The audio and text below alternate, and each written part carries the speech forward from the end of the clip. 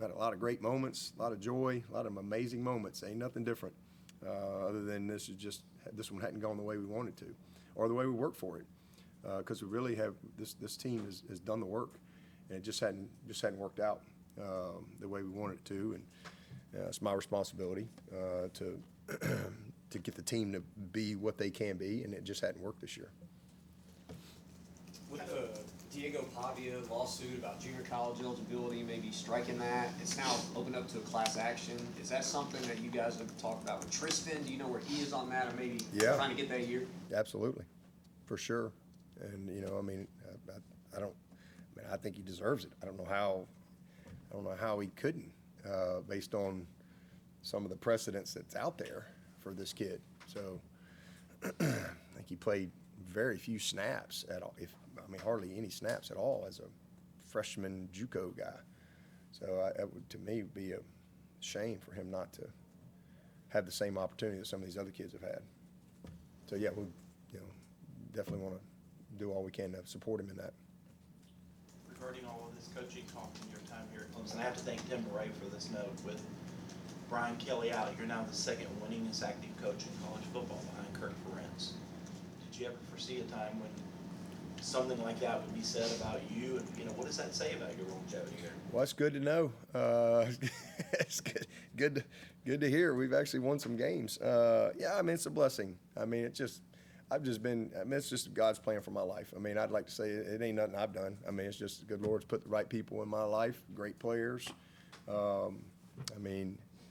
I never in a million years, when I became the coach here, would have even dreamed that, you'd be the winningest coach in ACC or Clemson or anything like that. That's never been something that just not even thought about it, honestly. I just go to work.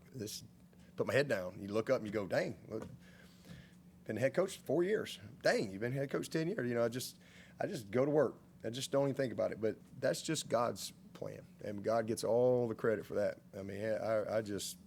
I've just done my part, but I've had just great players, great coaches, so many people, unbelievable support and administration, and that's again just God's plan for me. And I'm blessed with that. I'm thankful for that. But also I'm encouraged by that. It's, especially when you have a tough season, but this isn't the first I've had a lot of tough moments in my life. I've had a lot of failure. I'm built from failure. I'm built from painful situations. That's how I'm shaped as a human. I'm shaped by disappointment. I'm shaped from pain. I'm shaped from failure.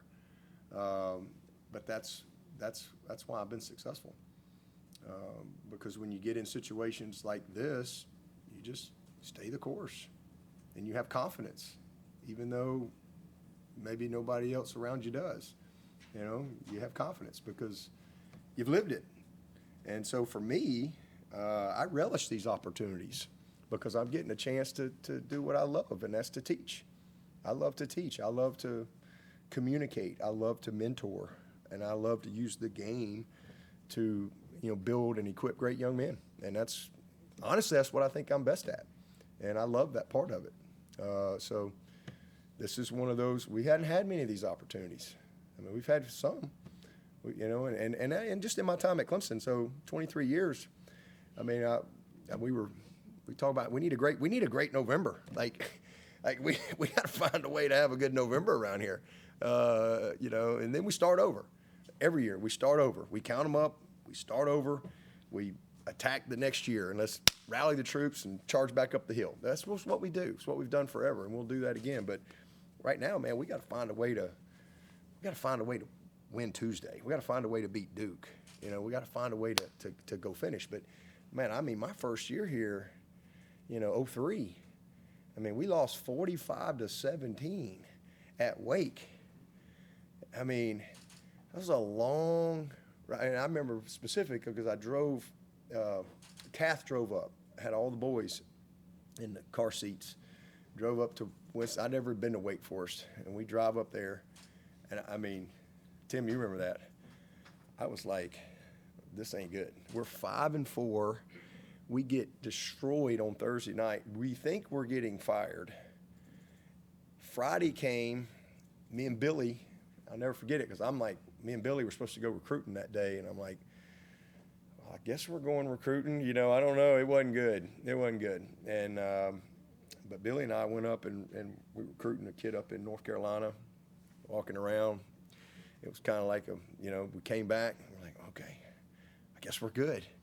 Saturday, we didn't have anything on Saturday, which was kind of a cool day for me because I went and both Will and Drew got baptized that Saturday. And then Sunday, we're back over in the office and, like we're good, And then Monday comes and 7 a.m. staff meeting, and I actually had the devotion that day. But then about 10:30 that day, it's a coaching change, right? And nobody saw it coming, not from us, us coaches. We're just kind of on about our business and think we're good. But, kind of the backstory, of all that stuff. I mean, we lose 45 states. It ain't good. And honestly, we probably wouldn't have made it if we weren't playing Florida State the next week, and it was the Bowden Bowl and all that stuff. But we're playing, what were they, number 2 or 3 in the country, undefeated, 9-0, on their way to a national championship. We just lost 45-17 to Wake Forest. No way we're winning that game, right? Let's just kind of, go play this game. But guess what happened? We had a group of people that didn't quit. We had a group of people that continued to believe. We had a group of people that came together and still had faith in the end of the story. And we won 27-10. And it was like one of the greatest moments I've been a part of ever in this deal, because no way are we supposed to win that game. But, man, Charlie Whitehurst went off, right? We got Tommy Sharp. He's like 260-pound center, this tall, and we're blocking freaking Darnell Dockett. I don't even know who them guys were. I mean, they had just dudes everywhere. I mean, Derek Hamilton, Kevin Youngblood, Aries, Tony, Chad Jasmine. I mean, we just got hot, right?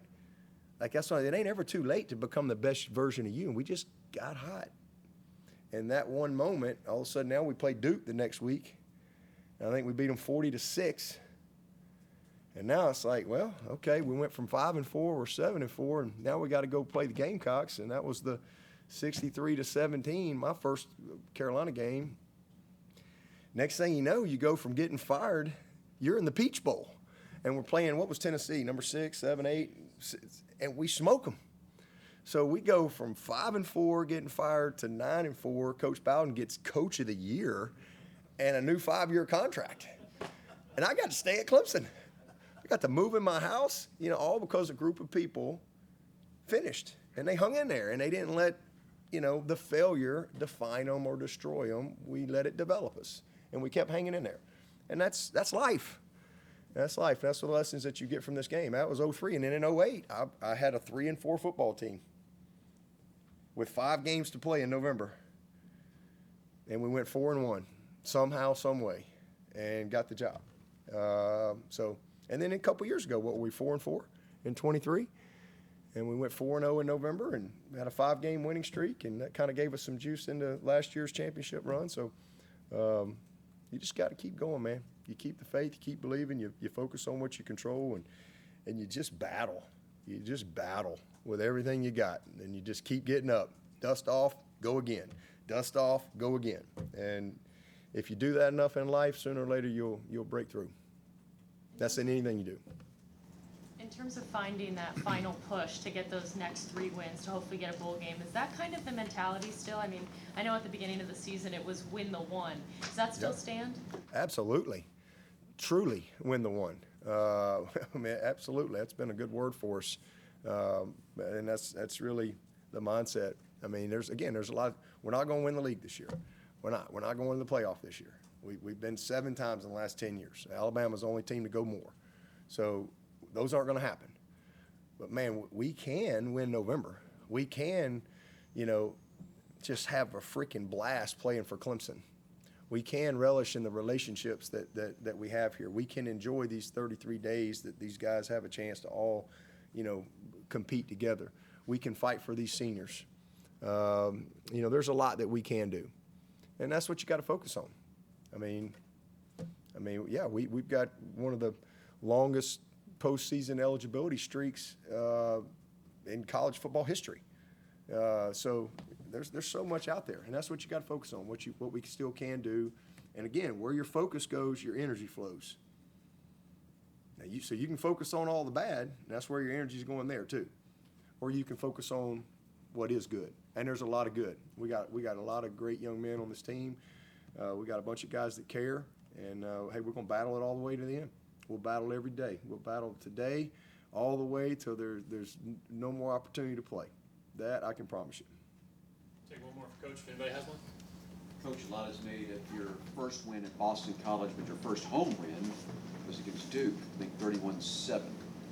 Memories from that, and just, you know, going into that game and getting a win at home? Yeah, we lost. I guess I'm destined to lose on October 18th. If we could just not schedule a game ever again on that day, we just opt out of that. I am freaking over. Have I had another game on October 18th, or was that only the second one? I don't even. 1-14. All right, so I'm 1-2. I don't have a good track record on the 18th, but I'm pretty good on the first. So hopefully we can repeat that, and we can put those two things together. We're playing on the first, and we're playing Duke home game. You know, maybe we can put it together. That'd be awesome. And we're gonna have to play really, really well to get that done, because this is a team